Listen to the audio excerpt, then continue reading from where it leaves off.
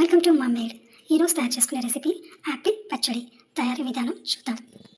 తరిగి పెట్టుకున్న దాంట్లో ఒక 2 టేబుల్ స్పూన్స్ నిమ్మరసం కలిపి పెట్టాలండి ముక్కలకి. తర్వాత తాలింపు చేసుకోవాలి. తాలింపు చేశానండి. తాలింపులో కాస్త నూనె, ఆవాలు, జీలకర్ర ఇవి తాలింపు చేసి పెట్టుకున్నాం కదండి. ఇందులో కొద్దిగా పసుపు,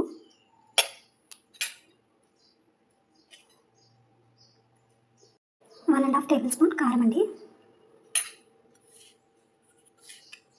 తగినంత ఉప్పు,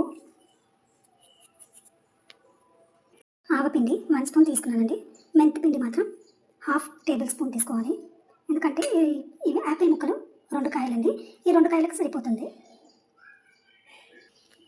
ఇప్పుడంతా కలిపి పెట్టుకున్నాం కదండి. ఇది ముక్కలకు పట్టించేసుకుందాం.